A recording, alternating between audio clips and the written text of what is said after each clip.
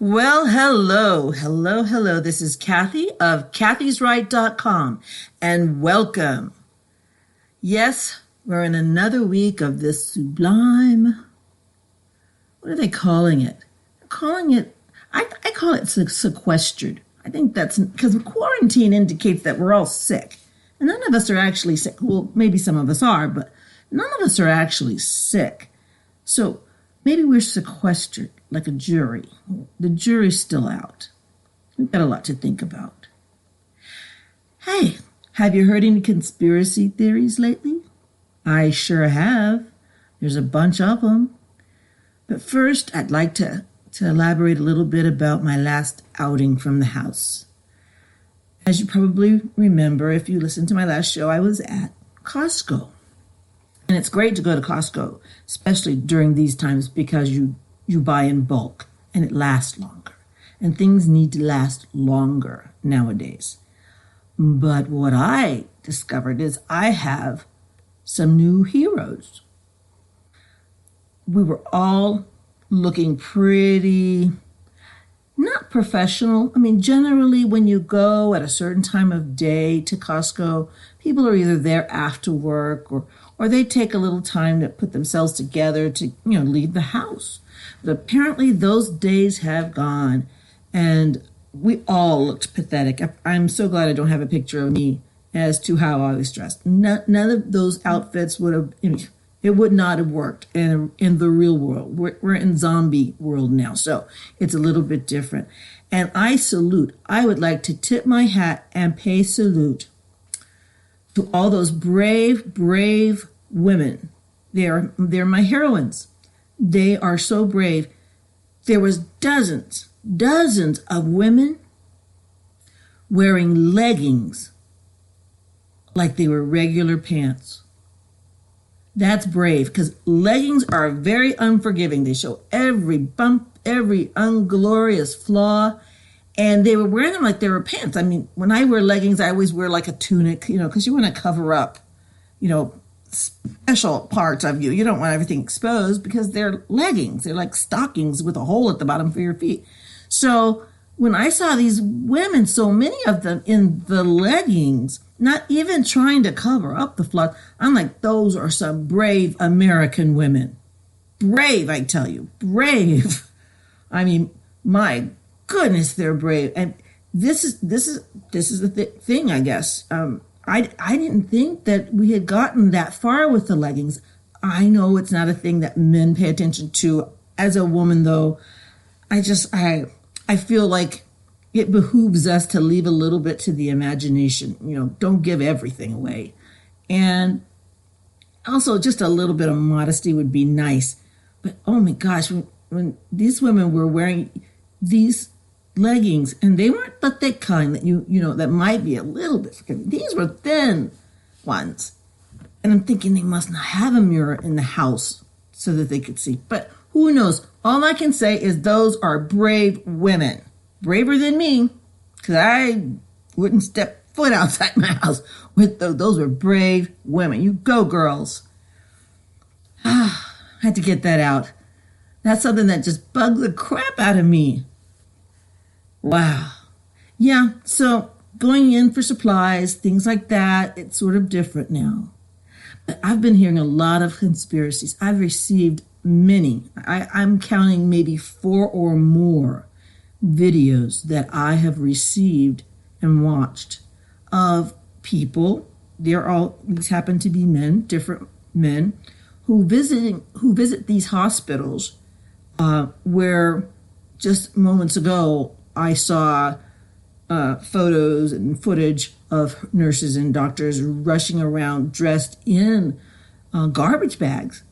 Rather than scrubs, they were dressed in garbage bags because of the lack of PPIs. And I found that I was like, oh my gosh, where'd they go? And they showed the emergency room and it was empty. And I'm wondering, what is true? Because I know for a fact that the news media, they do things for effect. I mean, they're going to show you the most dramatic photos that they can give you for effect, for the drama of it. And then the things that are boring that are going on, they're not going to show that because it doesn't make for good TV. But I thought, wow, are these real? Because they sure look real. And what does that mean exactly? Does it mean that someone's lying to us, or does it mean that maybe, I don't know. I feel that there's some deception in the air. I feel that there's some deception in the air, and I happen to think whenever there's deception, that comes from the evil one.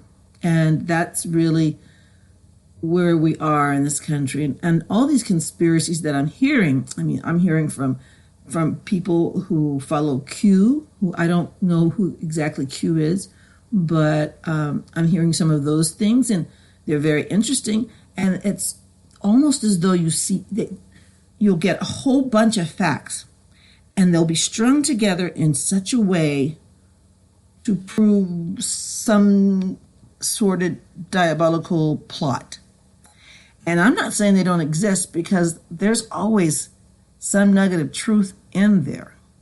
So I don't know how to decipher just, from my computer and my own mind, because there's so many stories. And, when you're on the computer like I am, and you watch the television, you try to, keep your head on straight, and you hear so many stories and so many variations of what's going on, that you have to wonder what is true and what is not true. And I think that's perfectly normal. I think when we just blindly accept something as true because it comes from the television, those days are over forever. I don't think anybody's going to ever believe them anymore. So my next thing is, what do they want the people to do? We are the people. If you're not retired or independently wealthy, what are you supposed to do when you have kids home from school and you live in an apartment and you relied on your tips to get by? What are they supposed to do? What if you don't have child support from the father? What are they supposed to do? Just pretend not to eat? What the heck? These people are hungry. And I don't think those checks are there yet. So I don't think that it's realistic to think of America being shut down much longer. They're going to have to use guidelines. They're going to have to use safety techniques, and I guess do the social distancing thing. But they're going to have to do something, because American people who are accustomed to being self-sufficient, we want to take care of ourselves and our family. And I happen to think that there's got to be some kind of protocol to get us going again. And I'm waiting for these experts to come up with something. It's about time, don't you think? So right now, we're all getting a little stir crazy. Yeah, stir crazy. Remember that term? That was novel. That's something that you go through. It comes from the word stir, which is supposed to indicate prison, like you're there against your will. And then you go crazy from being inside the same four walls. And I think we're doing a little bit better than the four walls, but we're all going through something a little nutty, trying to think of what we can do to survive or help our neighbors survive, or something to be productive, because it's not in our nature to be unproductive. So I'm thinking, okay, what do I do? Intellectually stimulate. I've been reading books, and I love reading books. And if you are like me, you can finish a book in about 4 days. I don't read it right through. I read it in sections, and I'm reading this one book right now that is awesome. It is called Anti-Mary Exposed. The Anti-Mary Exposed, Rescuing the Culture of Toxic Femininity. Very good book. It's talking about the underbelly of feminism, especially in the 60s, and what their true goals and intentions were. They were not noble.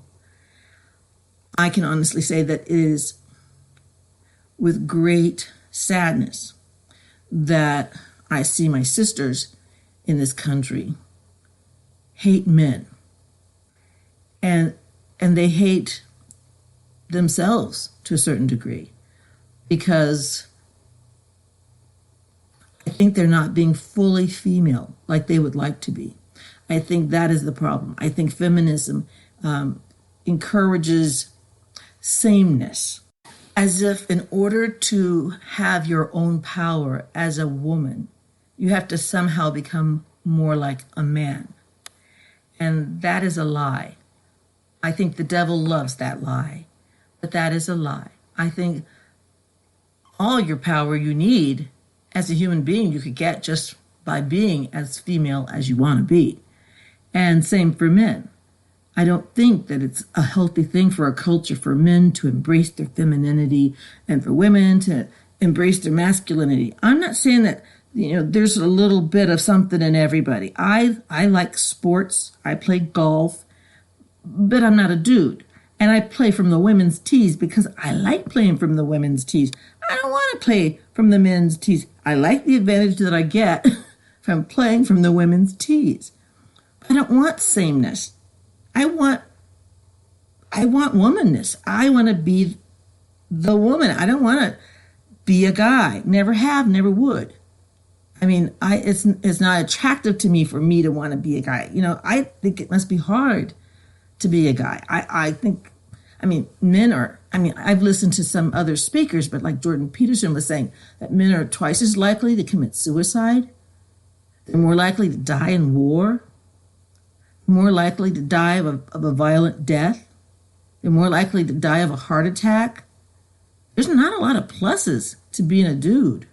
But a lot of dudes have already started social distancing themselves from women. Mostly, I think out of maybe sadness. Maybe their heart has been broken. I can understand that. My heart's been broken a couple times. That can work out to be bad. But I think that they're afraid because we women have become so strong and so independent that we act like we don't need men. And the fact is we really do. And I make jokes about it to my husband, all the time.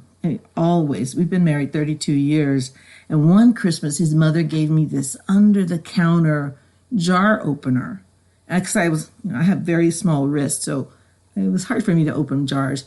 And I said, "Oh wow, this is great, Dorothea. Thank you."